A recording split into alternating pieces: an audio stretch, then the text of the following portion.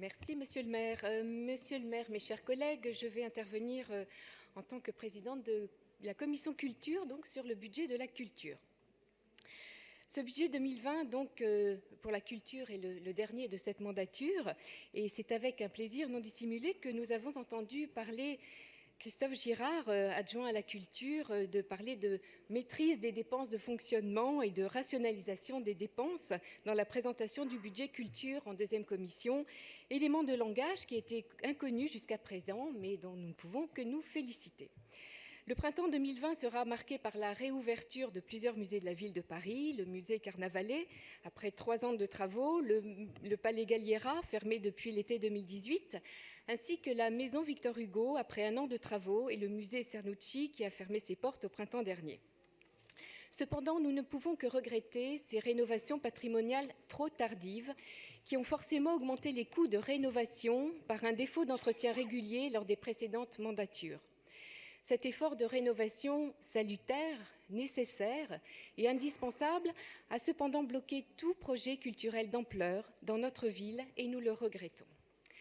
Pour augmenter de manière plus significative les recettes propres des musées de la ville de Paris, notre groupe avait proposé l'expérimentation d'une tarification de l'accès aux collections permanentes, aujourd'hui gratuites, par une contribution volontaire.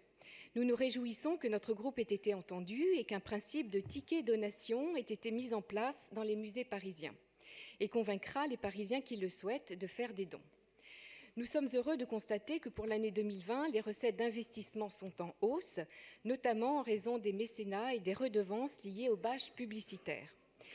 Il est néanmoins dommage que la ville n'ait pas fait l'effort de développer davantage le mécénat des particuliers ou participatifs pour la rénovation de ces établissements culturels, comme notre groupe l'avait proposé à plusieurs reprises. Il aurait été intéressant de tester, par exemple, ce type de mécénat sur le modèle du crowdfunding, en récompensant les donateurs particuliers en fonction de leurs dons par palier, par exemple une visite guidée gratuite de l'établissement une fois celui-ci rénové, un livre de collection muséale. Le succès du loto du patrimoine initié par Stéphane Bern démontre à quel point les citoyens sont sensibles à la cause du patrimoine et sont prêts à y contribuer directement et activement. Je regrette d'ailleurs, en tant que présidente de la deuxième commission, que le patrimoine n'ait pas fait l'objet d'une communication au cours du mandat. Je l'ai déjà dit, mais je le répète, si nous ne nions pas les efforts de la majorité pour rénover le patrimoine parisien bien souffrant, nous aurions souhaité avoir une vision d'ensemble sur l'état de ce patrimoine à la portée universelle qui appartient à tous les Parisiens et plus de transparence sur les modalités de programmation des travaux. Les fontaines et les églises sont autant de joyaux de notre patrimoine qui nous sont chers et la responsabilité de leur entretien au fil des décennies, voire des siècles, est collective. Concernant les établissements culturels de proximité, le groupe UDI Modem a toujours encouragé évidemment les investissements dans les établissements culturels de proximité. Néanmoins, je pense qu'il faut avoir l'ambition d'aller plus loin, notamment sur l'ouverture des bibliothèques les jours fériés et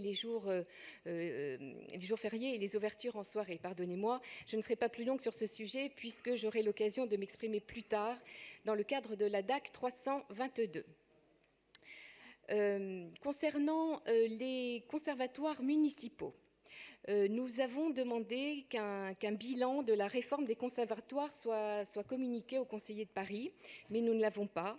En effet, si nous avions soutenu le principe d'une telle réforme et concédé que le système du tirage au sort des candidats ne pouvait constituer qu'une solution provisoire, une telle loterie ne saurait être pérenne pour la ville de Paris. La ville a mis en place plusieurs mesures pour développer l'enseignement musical à Paris, afin de pallier le manque de place dans les conservatoires municipaux. Où en est-on aujourd'hui ? Pour terminer sur une note plus positive, le groupe UDI Modem remercie Madame Vieux-Charrier et la municipalité qui a contribué qui a soutenu le projet de parcours de la Révolution que nous avions proposé et que notre Assemblée avait adopté en juin 2016. Voilà, donc chère Catherine, qui n'est pas là, mais que je remercie.